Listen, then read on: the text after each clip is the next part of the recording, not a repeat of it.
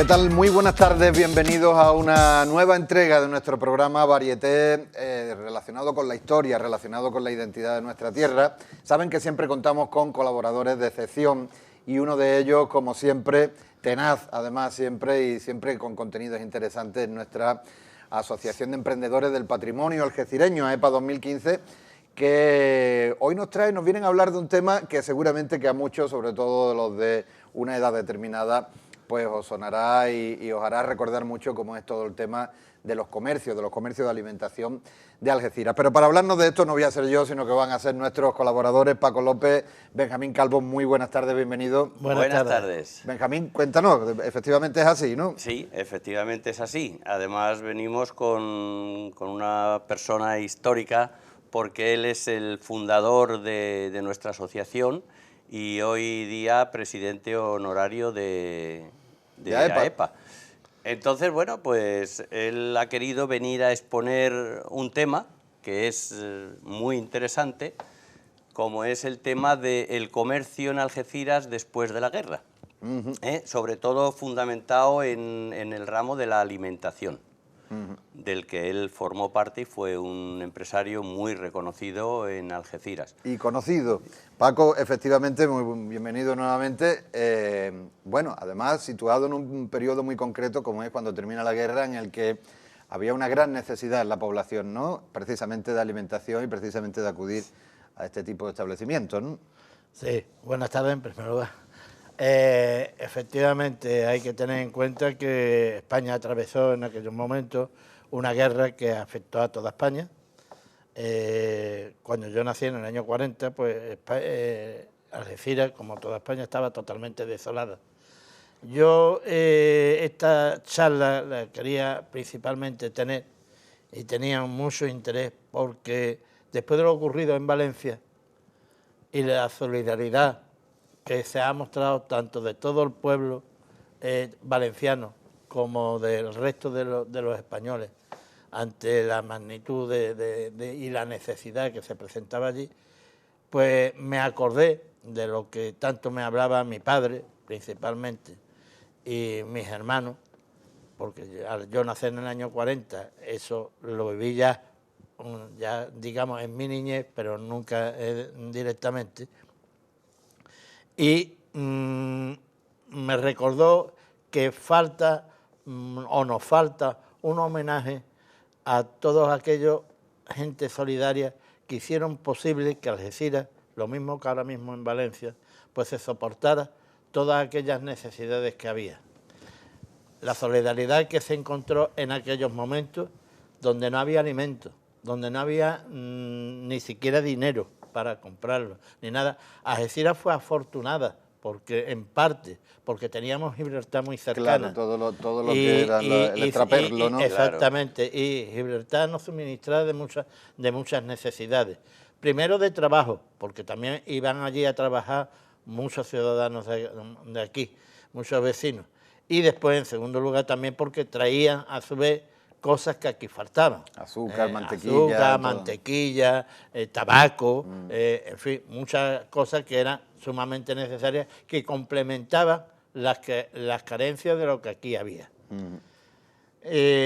Esto yo quería también, con esto, hacer un homenaje, no solamente que se lo merecieron a todos aquellos comerciantes, detallistas de alimentación, que tanta hambre quitaron al pueblo, que tantos servicios le dieron, porque eran innumerables lo que aquí llegaba, aquí no había dinero, entonces todo lo que se compraba era a base de fiados, unos diarios, otros semanales, yo te pago a la semana, yo te pago al mes y yo te pago al día. O sea, se lo llevaban y cuando volvía del trabajo, que había trabajos que se pagaban en el mismo día, pues resulta que volvía y decía, toma, apúntame 2 pesetas, apúntame 1 peseta, unas 50 de esto de lo que se habían llevado.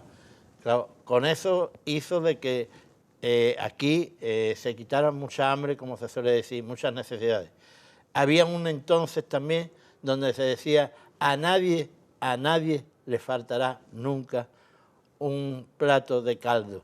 Y era verdad, en las casas se ponía, primeramente se ponía a hervir el agua para el café, para el desayuno. Bueno, el café no café, malta o algunos de los sucedáneos que en aquel entonces... Acicoria, etcétera, cualquier complemento o suplemento pucherete. Que había de esto. El pucherete ya era del café en la cafetera, eso ya era lo más, dentro de lo que cabe, de lo más selecto. Precisamente, bueno, yo comentaré algo del café de mi padre, una anécdota que hay respecto al café. Y también agrego, ya que ha salido su nombre, hacer un homenaje a mi padre. Mi padre, Aurelio López Domínguez, resulta que fue una figura indispensable en aquel tiempo. Fue indispensable porque, a pesar de que no fue del régimen, sino que todo lo contrario, mi padre estuvo denunciado por masón, tuvo que huir a Gibraltar cuando estalló la guerra. Después, afortunadamente, gracias al Chato Huerta y al coronel, que consiguieron desclasificar a mi padre, porque no era de lo que le habían acusado de masón y nada de esto, consiguieron de que pudiera volver de Gibraltar aquí y hacerse cargo. Pues con todos estos antecedentes, con lo cual no era, se puede decir que no era adicto al régimen. Sin embargo, en el año 40, cuando llega aquí de gobernador militar Muñoz Grande, resulta que manda llamar a mi padre y le dice que se haga cargo del abastecimiento y distribución de todo el campo de Gibraltar. El campo de Gibraltar, que en aquel entonces lo delimitó hasta lo que hoy en día es Vejer y hasta Estepona, incluyendo la serranía de Ronda. O sea, todo este concepto era esto. Esto le dejó, mi padre le contestó, según me dijo, le agradecía. Esto dice, pero yo no puedo hacerme cargo de esto porque yo no tengo capacidad económica para llevar esto a cabo. Y Muñoz Grande le contestó, ¿tiene usted ahí talonario de cheque? Dice, sí, aquí lo tengo. Tengo aquí uno del Banco Español de Crédito. Había dos bancos aquí en Algeciras nada más, que era el Banco Español de Crédito y el Banco Hispanoamericano. Y le dijo, sí, tengo aquí un talonario de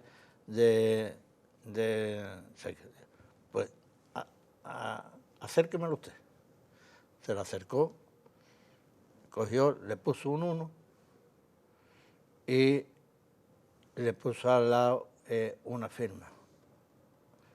Entréguese este cheque, abónese a favor de Aurelio López Domínguez. Y a partir de ahí, ¿cómo consiguió? Le puso un 1 y le dijo, los ceros los pone usted. Póngale los ceros que quiera.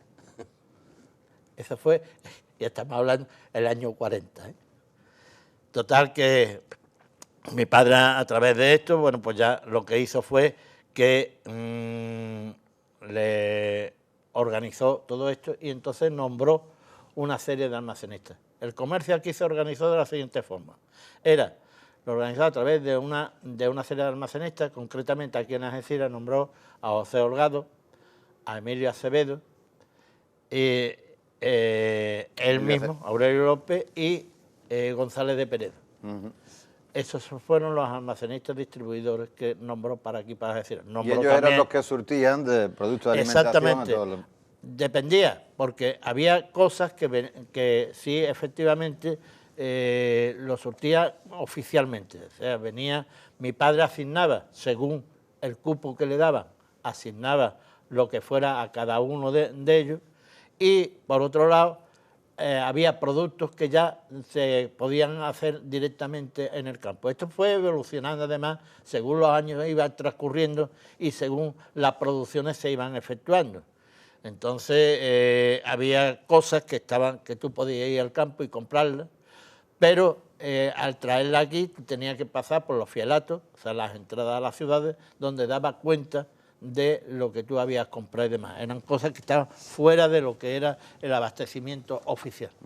Esto por una parte. Por otra parte, pues estaba también, tú podías comprar inclusive a través de los agentes comerciales y demás, nombrados y demás, podías comprar en procedencia. Te estoy diciendo, esto va en una evolución, porque al principio casi todo lo que entraba era prácticamente oficial, y conforme fue avanzando el tiempo, pues resulta de que esto se fue abriendo. Claro, hay que recordar una vez más que estamos hablando de una época de precariedad, una época en la que además existían las cartillas de racionamiento, había una verdadera situación de necesidad, y organizar todo aquello requería un poco de la intervención pública, ¿no? Pero fíjate que, por ejemplo, yo recuerdo que en los años 60, o sea, 20 años después de esto, todavía nosotros manejábamos las guías de circulación del azúcar, el café, el todo esto era a través de guías que nosotros mensualmente lo teníamos vosotros como almacenistas. Exactamente. Bueno, entonces vosotros como almacenistas ya eran los que surtíais de géneros, de productos de alimentación a los comercios que había en la época, y ahí entramos un poco en materia de hablar y de recordar aquellos comercios, ¿no?, de la época, ¿no, Paco? Efectivamente. Mira, el comercio aquí se establecía, no existía como ahora mismo estamos con las grandes superficies. Aquí todo era tiendecitas, tiendas que era rara la calle que no tenía inclusive más de una tienda, en una calle. En una calle. ¿Pero por qué? Pues porque resulta de que aquí, lo que estaba diciendo antes, se cobraba al día, a la semana, claro, al mes, claro, o no se cobraba. Claro. O no te digo nada de los pescadores, que era cuando volvía de la mar y vendían el pescado, y entonces era cuando cobraban. Y entonces se tiraban inclusive 15 días y hasta un mes fuera de las casas. Entonces, ¿quién suministraba todo esto? La tiendecita de barrio, el tendero de al lado. Tiendecitas que eran pequeñas, pero que tenían de todo. De todo, tenían de todo. Es más, complementaban a las que eran un poquito más grandes, porque dentro de las tiendas las había más grandes y más pequeñas. Por ejemplo, nosotros, la tienda nuestra, era considerada un poquito más de las más grandes. ¿Por qué? Porque tenía dispensador de aceite, porque tenía Cuando dice la tienda nuestra, para que la de Aurelio López, la de mi padre. Para que la gente lo sepa, sí, era una calle que estaba en la calle Convento. Una tienda que estaba, en la calle Convento, exactamente. En la calle Alfonso XI, número 3. La más céntrica de todas. Efectivamente. Que además creo que es esa que podemos ver ahora mismo en imágenes. Si pasa a la siguiente foto, porque esa es la foto de la casa con abajo se ve Aurelio López, los tordos, con el nombre. Aquí lo podemos ver mejor, que era donde estaba el bar Fajardo, que era lo que hacía esquina. Hoy en día está el estanco, y a continuación está mi casa. Y frente lo que había era la posada, una posada, y donde terminan los primeros balcones, allí es donde estaba la panadería, intendencia y la farmacia de todo de aquí de los regimientos. Entonces, ese edificio de azulejo al lado de lo que es el estanco de la calle Convento hoy en día, además de ser el comercio, era también vuestra casa. Era nuestra casa y era el comercio. Además era un comercio que prácticamente era único en la zona, porque aparte de alimentación tenía ferretería y artículos de regalo, o sea, de cristal, loza y cristal. Entonces eso no era normal, era, digamos, el pequeño gran, hoy en día gran superficie. Un bazar. Era un bazar. Pero bueno, aquí la parte de alimentación, que es lo que nos trae hoy, era una tienda más como otra cualquiera. Es más, lo llevamos igual. Llevamos, para que te haga una idea, llevamos hasta 2 libros enteros, era donde se apuntaba el fiado. O sea, que se estilaba mucho. Exactamente. ¿Qué tipo de productos vendíais, Paco? Pues vendíamos de todo, porque aquí todo hay lo siguiente, de alimentación todo, pero todo venía a granel. El aceite, los líquidos se vendía a través de dispensadores, y el resto se vendía a granel, o sea, el peso se vendía. ¿Qué era lo que se vendía allí? Los productos. ¿Cuál es el tamaño? Porque, digamos, el comercio era diario. Entonces, lo normal era un cuarto o la mitad de un cuarto. es lo que se vendía, de azúcar, de garbanzo, de lentejas, de arroz, de todo esto, todo era en granel, menos la conserva, inclusive las conservas, el atún y demás, se compraban latas grandes de 5 kilos y de 2,5 kilos y se abrían y se vendían sueltas. Inclusive aquí no se dio el caso en Algeciras, pero en Cádiz sí se vendía hasta la leche condensada suelta. Sí. Suelta. Aquí en Algeciras no se vendió. Aquí en Algeciras la leche condensada siempre se vendió en lata, en latita, hasta la más pequeña, pero siempre en lata normal. Cosas impensables hoy. Claro, hoy en día. Este tipo de establecimientos es lo que se conocían como ultramarinos, ¿no? Sí. Efectivamente. Porque eran productos que se supone que venían de... Claro, es que ahí, vamos a ver, había 3 tiendas. Una tienda que llamémosle, por decirle algo, un poquito grande, que era como la mía, ¿no? O sea, la nuestra. Había otra que mezclaba más bien el embutido, la conserva, el corte del embutido y todo esto, y la bebida. Y entonces ahí estaba como estaba Ocaña, Mari Carmen, en una serie de tiendas donde se vendía el esto. Y después estaba la clásica tienda, llamémosle de barrio, la de la calle, la pequeñita. Y esa tenía de todo. Primero, tenía todo lo que se vendía de contrabando, que las tiendas ya un poquito más grandes, más oficiales, procuraban de no tener de esto para que no les multaran ni hicieran nada. Entonces vendía la mantequilla, el azúcar, también el pan de molde, que venía de Gibraltar también, el tabaco de picadura, todo esto era lo que se vendía en la tienda más pequeña. Y la bebida, el trabajador venía, te estoy diciendo, en aquel entonces prácticamente no había radio. Televisión ni te cuento, no existía para nada. La radio muy poquita gente que tenían radio.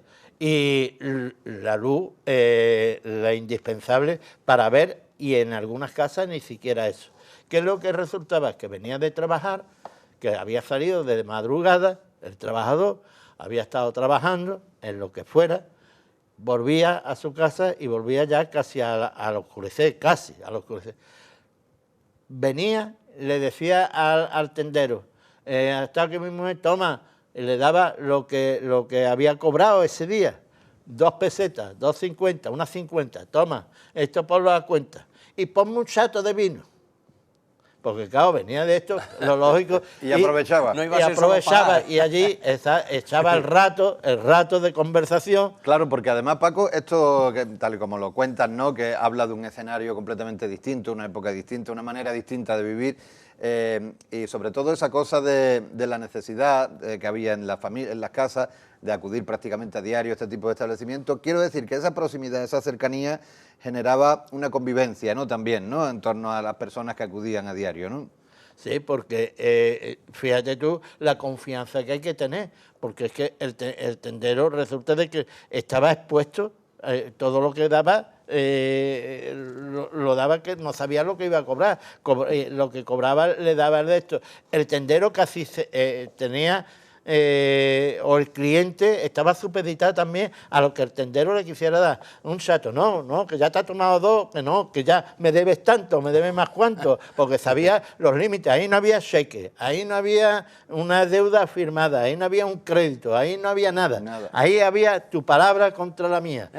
Y la de mi mujer, o la de mi hijo, o la de mi niño, o de mi hija, que había ido allí, que le había pedido el aceite o lo que sea para la comida. Y entonces todavía ahí había una confianza que formaba parte de la familia, aparte la cercanía, la vivencia. Normalmente los tenderos vivían dentro de la tienda. Claro. Y es más, me consta de que también comían de las sobras de la tienda, digamos así. Que si había sobrado un resto de lentejas o había sobrado la fruta, cosas que también vendía en la tienda pequeña, la fruta, la naranja que se iba a pasar o la manzana que se iba a pudrir, Eso lo aprovechaba en la mitad de la manzana, ese era el postre que se tomaba. Claro. El restito de lenteja que quedaba de aquí, eso es lo que lo echaba. Y entonces ellos prácticamente, el tendero procuraba que lo que se comía en su casa le saliera a coste cero, porque era los sobrantes que había quedado de la tienda. Sí, porque necesidad pasaba a todo el mundo, ¿no? Ahí Necesidad no había- era todo el mundo, ahí pero no había ojo, distinción. se vivía y parece que es una contradicción. Y por lo menos en la parte que a mí me tocó vivir, éramos felices. Claro. Tú me dirás, ¿cómo? Ante tanta miseria, ante tanto de esto, ¿cómo se puede ser feliz? Pues se era feliz. Y había una convivencia que, francamente, hoy yo No no la hay. conozco al vecino que vive frente a Claro. mí. Hablamos también, habla de las necesidades, de cómo unas personas ayudaban a otras, de la época, además muy particularmente en Algeciras, de los patios de vecinos, Exacto. donde a nadie le faltaba de nada porque venía enseguida el vecino y esto, ¿no? Este tipo de tiendas que estamos recordando, Paco, ¿cuáles son las que más recuerdas o las más conocidas que había en aquella época en Algeciras?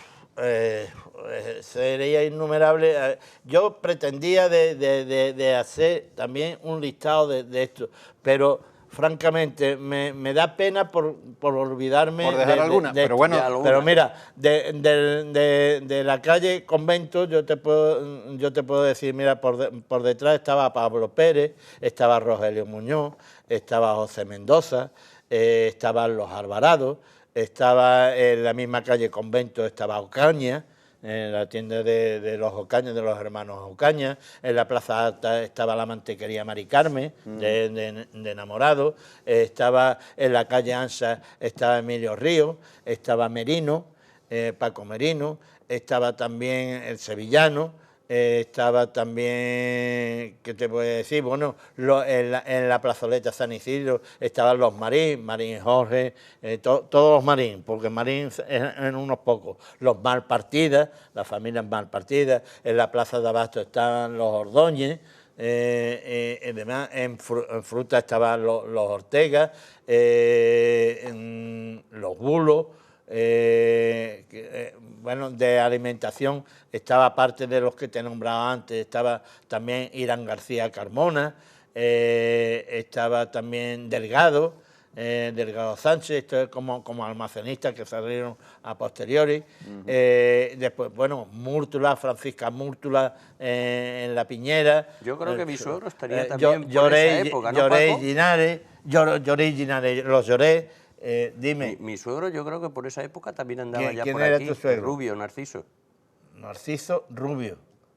con la fruta, él estaba con la fruta. Ah, con la fruta. Ya, la fruta lo llevaba más el tema mi suegro. Que el tuvo tema primero allí donde el Florida, sí, Además- sí, lo recuerdo ya. Además está citando algunos nombres incluso que han pervivido, su actividad se ha desarrollado, vamos a nombrar a Emilio Acevedo, a Emilio Ríos, es decir, familias que han seguido con ese negocio toda la vida. Toda la vida, toda la vida, toda la vida. Es una cosa que ha perdurado de padre a hijo hasta... Normalmente ha llegado hasta la tercera generación ya menos, porque la familia siempre son 2 generaciones máximo, 3 es la excepción. Al cuarto ya prácticamente no llegamos. Esto es lo que hay. Y te voy a decir una cosa, fíjate tú hasta dónde se llevaba el control, que alrededor de mediados de los años 40, de los 40 al 50, en el 47 o el 48, mi padre intentó poner un tostadero de café. Él lo trajo todo, la maquinaria, todo esto. Solamente se tostó un día, el día de la inauguración, porque el gobernador de aquel entonces, el general gobernador, lo prohibió, diciendo que podría ser motivo por el contrabando con Gibraltar, de una competencia.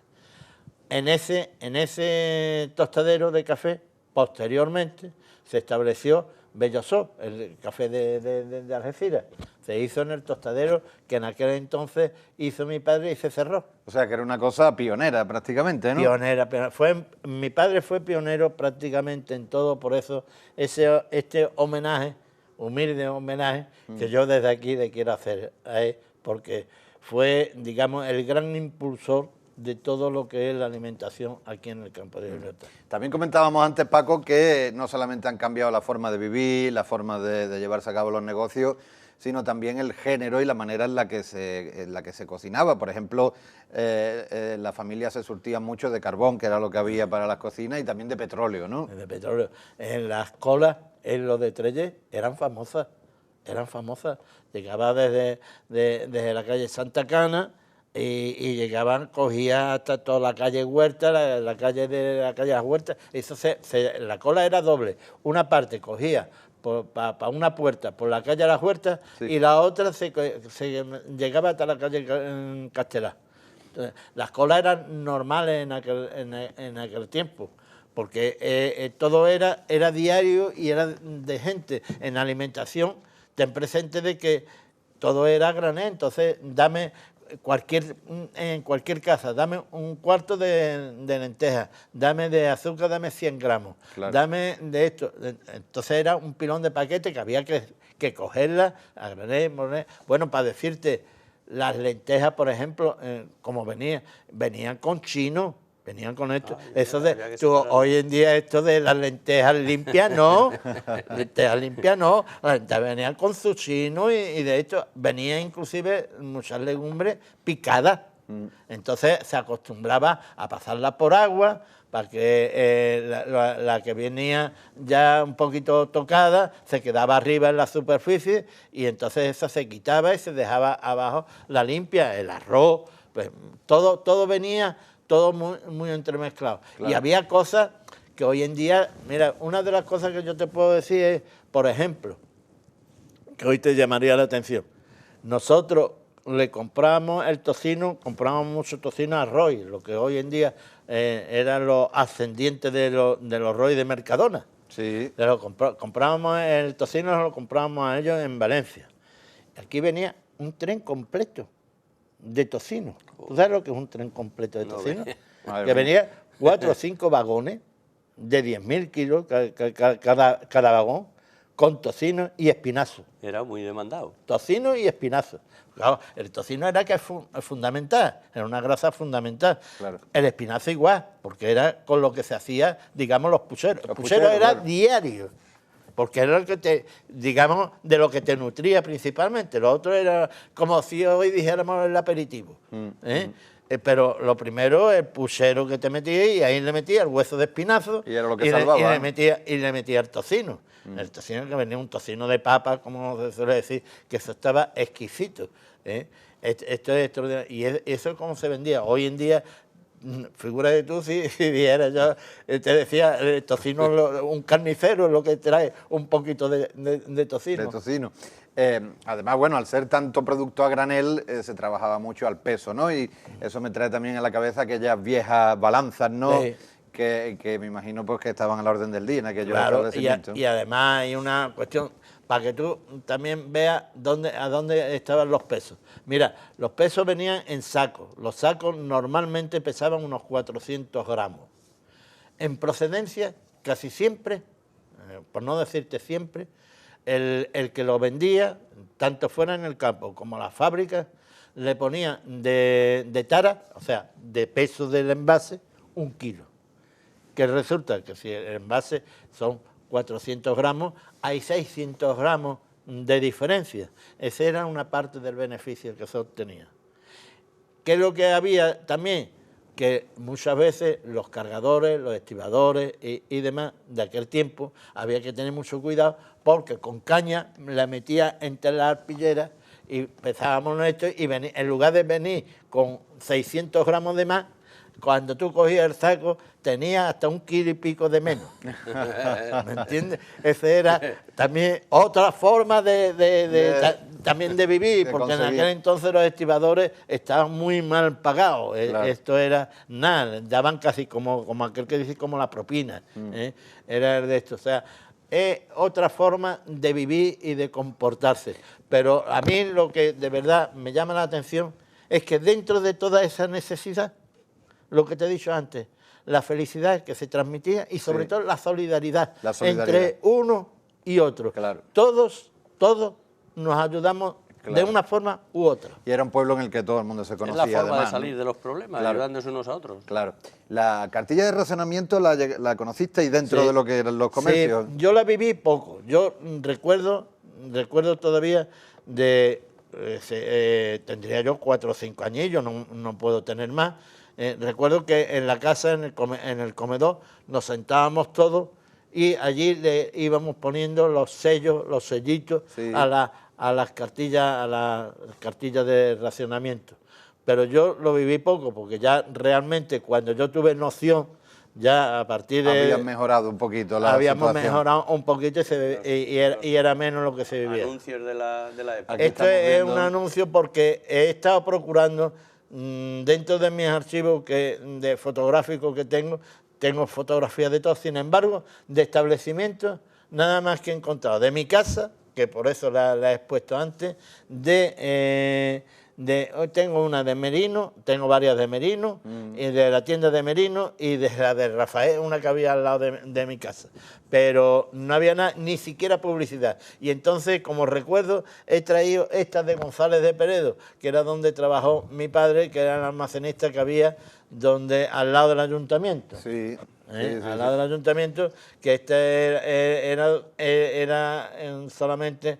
Tenía la oficina principal, el servicio en Cádiz, y aquí tenía una sucursal. Y dos de tejidos también. Mira, También, sí, también sí. se llevaba en la Eso sí, época, vienen a claro. sí, de tejido o de otro comercio, que eso ya si acaso haremos otro día, podríamos En hacer otra una ocasión. charla. Y ahora Yo que- sí tengo muchas fotos. Que hablábamos de los ultramarinos, ¿no? Como el Sí. nombre de este tipo de negocio, que son productos de ultramar, ¿no? Vemos, como ahí dice, alimentos de coloniales. Coloniales. O sea, que es un poco la referencia que eran productos que venían de fuera, ¿no? Exactamente. Eso era lo que... Mira, hay una cuestión. Hizo mi padre, consiguió de comprar un barco de azúcar en Cuba.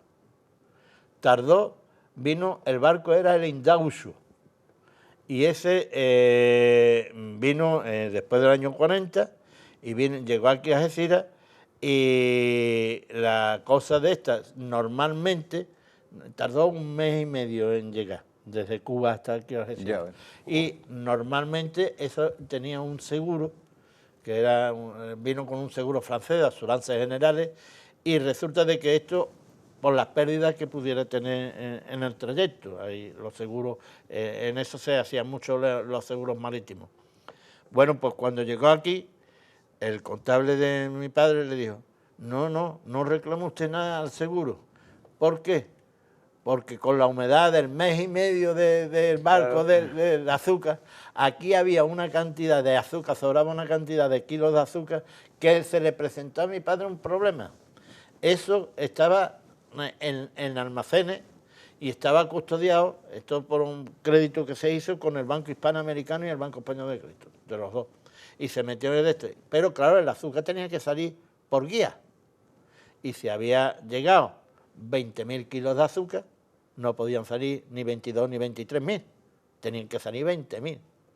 Y aquí hay un problema. ¿Cómo se vendió ese azúcar? Yo lo sé. Y hubo quien se hizo rico con Sí, ¿no? el diferencial del azúcar. ¿sí? Claro, porque claro, al final Nada más que te puedo decir, te voy a dar una pista. Ese azúcar salió de contrabando, llamémosle así, a través de una panadería de los barrios que lo vendió con las tortas de azúcar que se daban bofetadas, porque figura de tú en aquellos tiempos, conseguir tortas con azúcar. Tortas con azúcar. Ya tuvieron que hacer tortas, ¿eh? Ya Porque- tuvieron que hacer.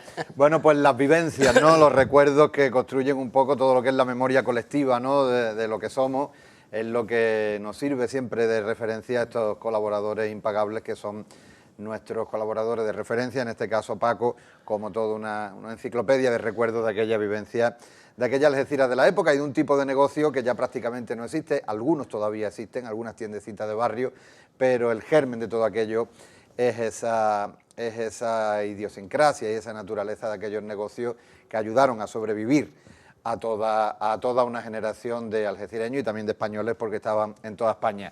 Paco López, Benjamín Calvo, se nos acaba el tiempo. Muchas gracias por este ratito y por habernos traído este trocito de la memoria de Algeciras. Gracias a vosotros. Yo, gracias a vosotros, yo tenía, ya te he dicho, mucho tiempo de recordar esto que tenía en favor, en homenaje a toda aquella gente que se desvivieron por los demás y quería traerlo aquí. Bueno, gente que en aquel entonces, bueno, por contarte, porque serían innumerables las anécdotas. Yo te podría decir de ese bacalao, que el bacalao venía entero, seco, y entonces lo cortábamos nosotros, había un aparato que lo cortaba en el mostrador, se cortaba un trocito de bacalao, como se vendía, por decirte un algo, Para que hubiera para todo el mundo. Muchas gracias a vosotros por transmitir todo esto, que indudablemente forma parte de lo que, si somos hoy, estamos así, vivimos como vivimos,